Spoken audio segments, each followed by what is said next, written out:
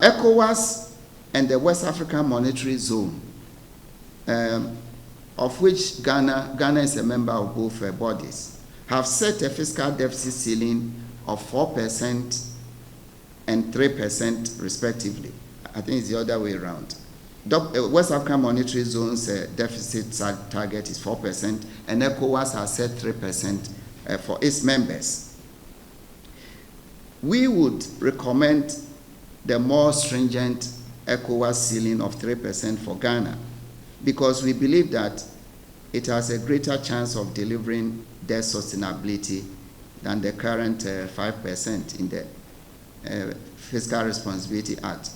Well, this target ceiling, ceiling on the deficit, it's always debatable as to where you place it. Some people will say that maybe 5% is adequate. Some people will say that the 3% you are proposing is too restrictive. We have different opinions. But if you ask me personally, I have even maintained that if I had my way, I'll set a balanced budget ceiling for, rule for Ghana. In other words, we balance the budget, no deficit. Okay, but that is me. I can't have my way, so I'm prepared to go with the 3% deficit. But even to buttress the deficit rule, we do not believe that setting a deficit target is even enough to achieve your overall, fiscal and debt sustainability. So we would want to buttress the deficit rule with two additional rules: a debt rule and a borrowing investment rule. Now, the debt rule, we want the debt to GDP ratio to be capped at 60%. Now, this 60% is deemed sustainable threshold for middle-income countries. It's a rough, figure. Some people, again, will argue that maybe we need a higher debt to GDP ratio. Some people will argue that we need less. But if you look at the literature, 60% is about the average, rule, for middle-income countries, of which Ghana is one. Now, we want this cap to apply on a continuous basis. In other words, we should obey it in every point in time. Somebody should, of course, monitor it, and that's where we're going to come to a fiscal council and Parliament's role.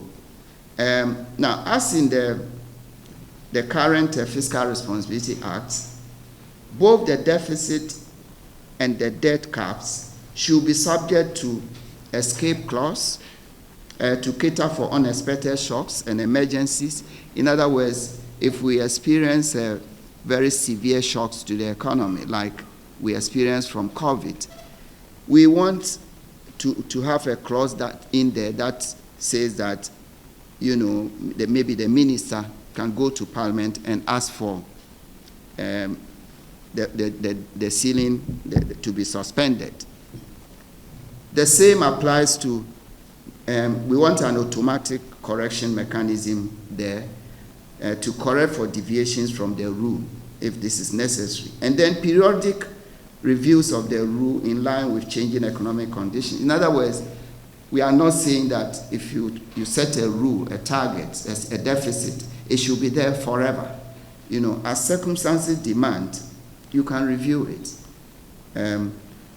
However, these caps should be subject to parliamentary approval.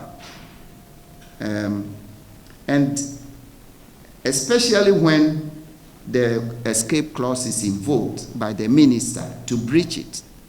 We want the Parliament to specify a period for a return to the rule.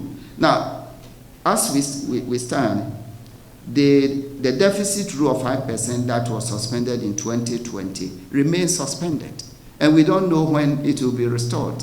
Somebody should be telling us, Parliament, that we gave you, the minister, maybe 2 years to suspend it. Now the 2 years is over, so we should be going back to it.